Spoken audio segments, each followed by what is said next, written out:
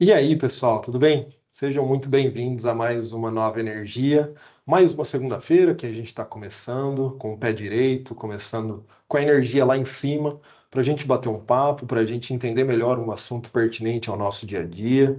Antes de mais nada, né, queria abrir a nossa semana aí parabenizando o time de TI, notificando a todos também sobre a nossa virada de domínio.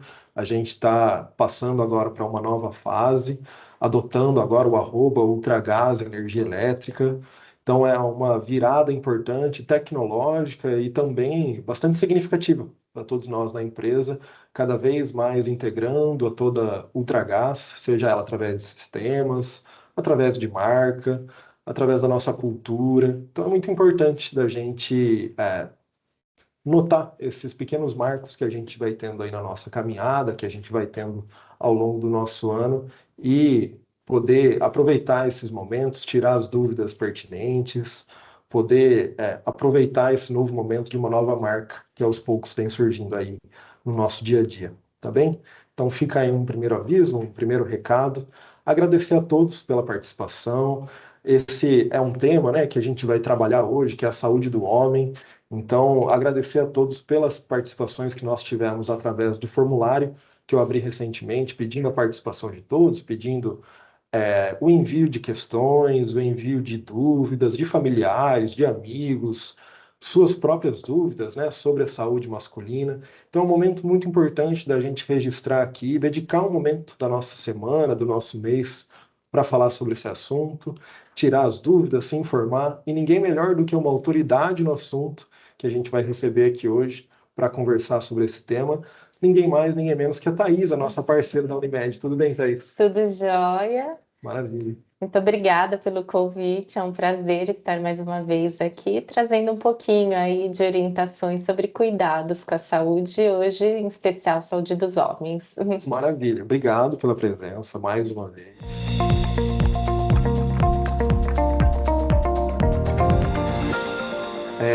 Então é um momento muito bacana, gente, de tirarmos dúvidas. Então hoje a gente vai ter o nosso segmento ali, né, de perguntas e respostas, dedicado ali mais para um sorteio que a gente vai fazer. Eu estou aqui junto com o nosso time de produção aqui da nossa Academia Novas Energias. O pessoal já já vai subir um link ali para o pessoal preencher, né, para vocês preencherem, só para lembrar um pouquinho ali das regras ali da participação, né? Então é um sorteio destinado aos homens. Então, hoje é um público restrito, hoje só vai valer ali esse sorteio para o nosso público masculino da nossa empresa. Então, já já vai pingar ali no Perguntas e Respostas um link para vocês acessarem, conhecerem um pouquinho mais ali do que está sendo sorteado, de quais são as regras. E ao final aqui do nosso bate-papo, a gente faz o sorteio ao vivo, a gente é, sai aí com os resultados, com os ganhadores do dia de hoje. Certo? Feito. É isso então, Thaís. Vamos começar nosso bate-papo? Vamos lá. Boa, boa. Então, gente, trazendo um pouquinho aí do que vocês nos contaram ali, nos trouxeram através daquele formulário que eu falei para vocês, né? Eu trouxe aí as perguntas que mais se repetiram, as que mais apareceram, que são mais pertinentes aí ao nosso dia a dia, de cuidado pessoal, da saúde masculina. Então, vamos começar então com o nosso bate-papo, Thaís. Uma primeira pergunta que surgiu aqui, gente, foi a seguinte, né? Com o aumento da expectativa de vida masculina nos últimos anos, qual é a média atual de homens com doenças coronarianas e diabetes? As faixas etárias dos pacientes sofreram variação? Exato. Então, apesar da expectativa de vida estar aumentando entre a população no geral, essas doenças vêm aparecendo mais cedo por conta de fatores de risco. Um deles é o excesso de peso. Nós vemos que a população, né, com diagnóstico de diabetes tipo 2 teve um aumento significativo, drástico, se for ver, na população entre 19 e 39 anos. Entendi. Agora, quando a gente fala da parte aí de infarto, problemas aí coronarianos, a gente vê também que a partir dos 45 anos aumenta o risco aí de infarto, que é uma consequência aí dessas complicações, mas também pessoas mais jovens também estão sendo acometidas com essa patologia. Entendi, entendi.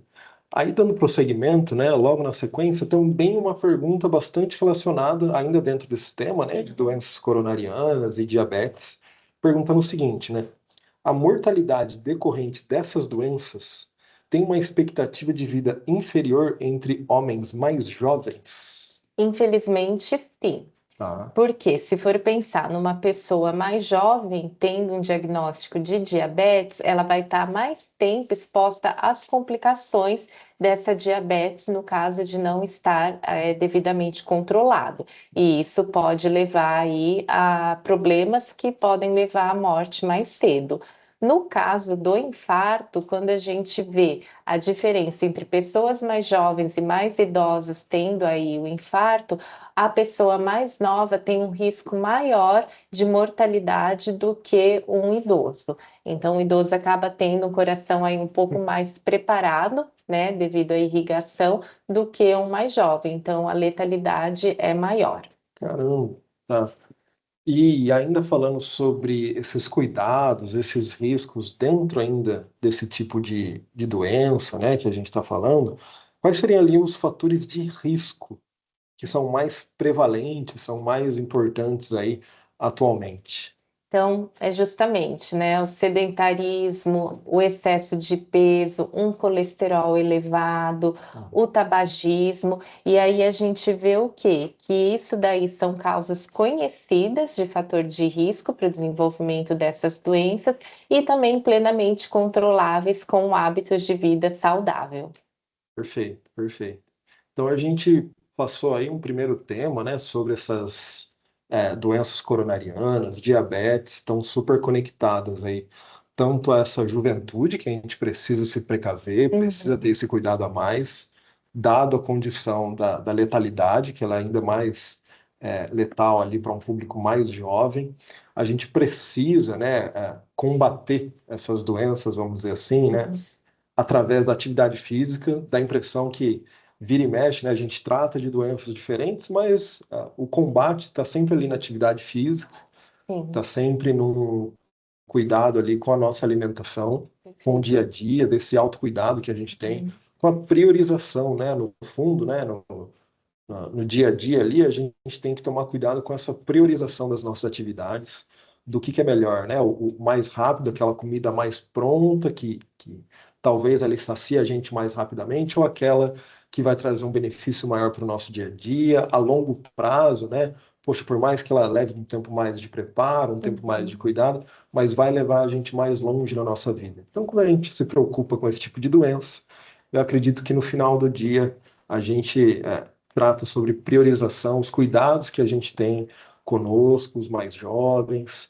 Quem tem ali um ritmo de vida mais sedentário tem que tomar cuidado com esse tipo de doença, com esse tipo de risco que a gente tem no nosso dia a dia, Sim. né? E pensando que o nosso corpo é uma máquina, né? Então tem que estar tudo funcionando adequadamente para continuar fluindo. Então, do que a gente está se alimentando? Então, isso é importante. Que combustível que a gente está dando para a nossa máquina?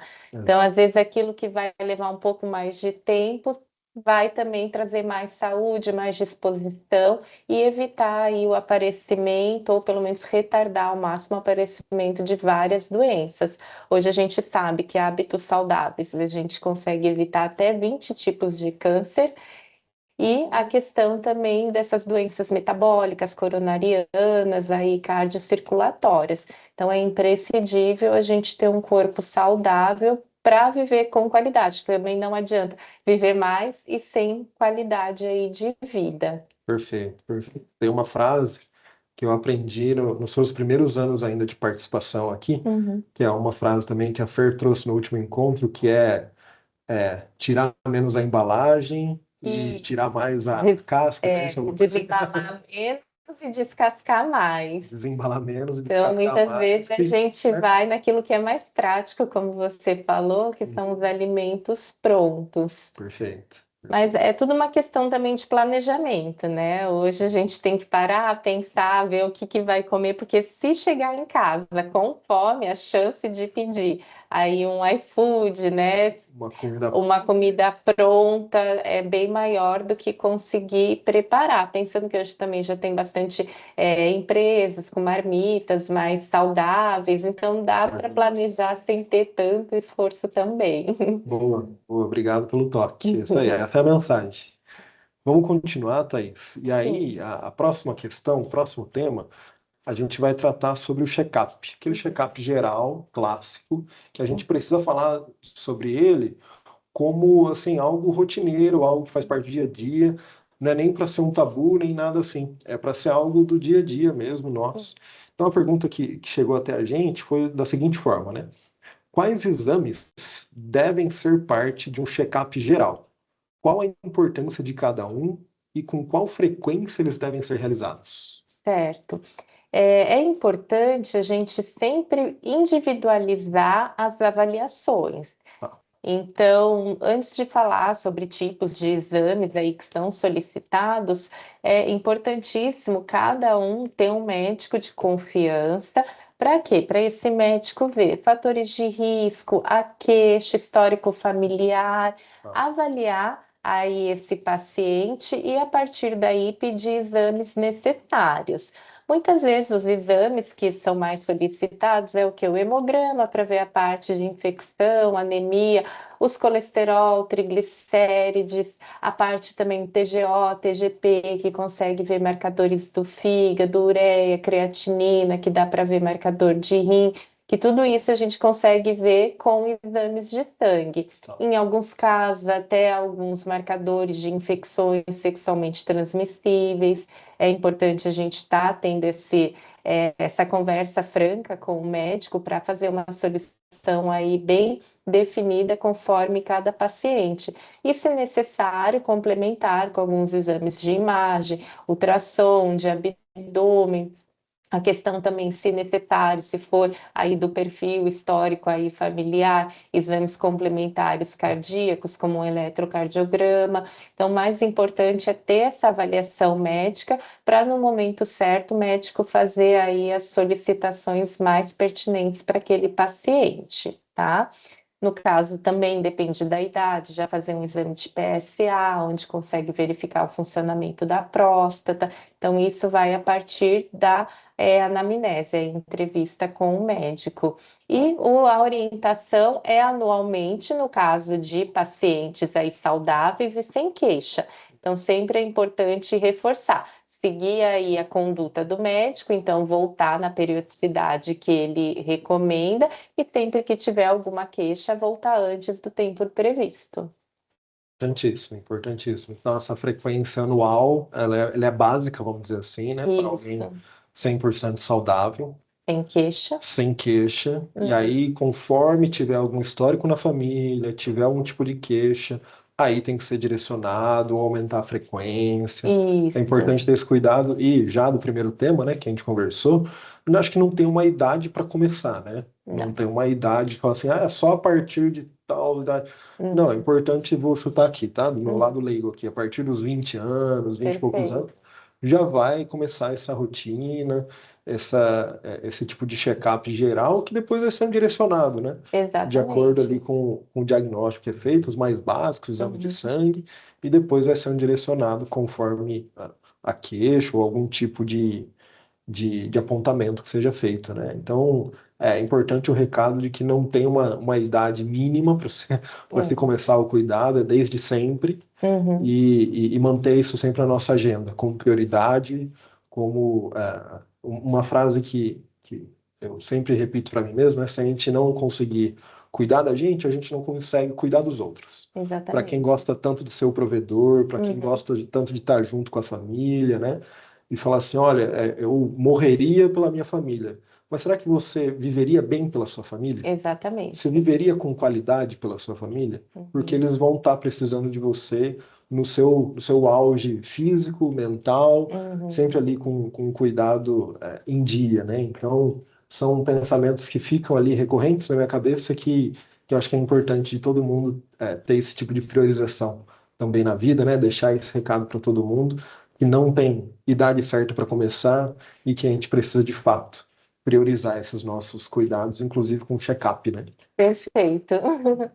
Boa. Thaís, vamos caminhando para o nosso finalzinho aqui, reta Uhum, final já, do nosso bate-papo, falar um pouquinho sobre o fim do sedentarismo a partir dessa prática de atividade física. uhum, Tem alguns clássicos ali, né, que é o futebol, são esportes coletivos, tal. uhum. E a pergunta que chegou para nós foi na seguinte direção, né? Ó, a prática de exercício físico de alta intensidade, como futebol, sem preparação ou treino complementar, por exemplo, a musculação, pode ocasionar danos cardiovasculares a médio ou longo prazo?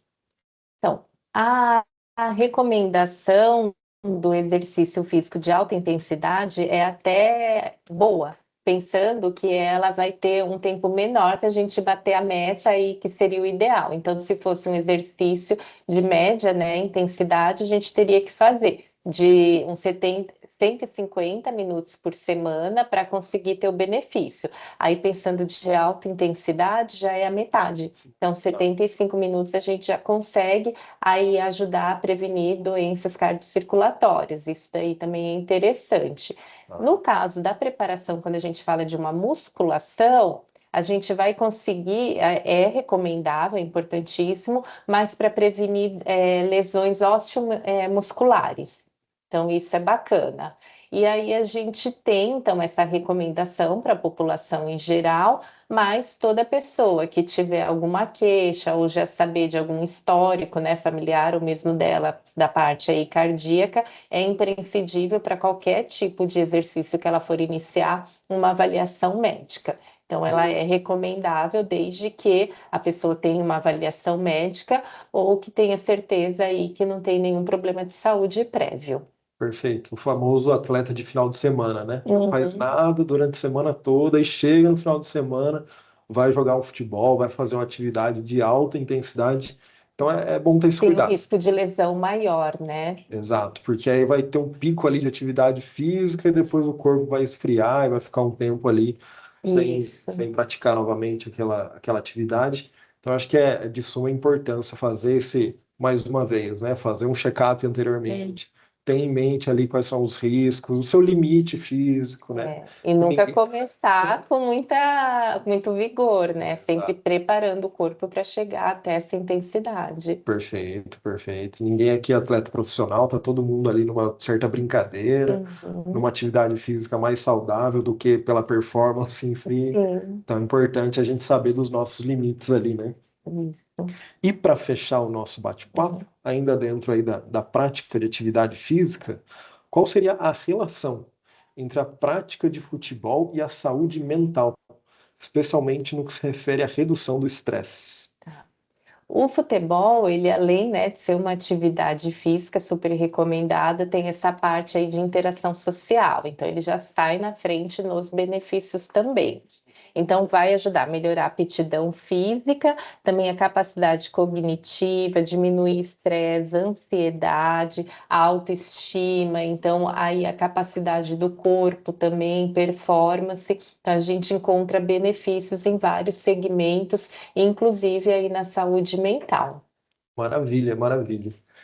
Fechamos as perguntas, Thaís. Obrigado pela participação. Eu queria pedir, por gentileza, só um Uhum. recado final para todo mundo, uma recomendação para a gente fechar esse ano bem, vindo aí da nossa autoridade em saúde, por gentileza. Agradeço as palavras. E assim, a gente sabe que não tem segredo. Hoje a informação é muito bem aí difundida, as pessoas têm conhecimento, mas como a gente já falou, a questão de se priorizar, de pensar, eu preciso estar bem, não é luxo, né? De fazer algo por nós, porque saúde é nosso bem maior. Sem saúde, a gente não consegue desenvolver nada, ou pelo menos com qualidade. Então, quem não tiver com os exames aí em dia, está agendando uma consulta médica para começar a fechar o ano e começar o ano, né? Com tudo em dia, então é importante essa avaliação médica, rever a questão de alimentação. Eu sempre oriento a não fazer grandes mudanças. Acho que mudanças muito drásticas, a gente corre o risco de voltar tudo a estaca zero. Então, verificar no meu dia a dia o que eu posso fazer, iniciar uma atividade física, nem que seja uma caminhada uma vez por semana, depois aumentando progressivamente. É sempre importante também a gente escolher um exercício físico que faça sentido para o nosso perfil. Então, se é futebol, se é pedalar, se é nadar, academia, o que tiver mais aí afinidade com você, procurar colocar em prática.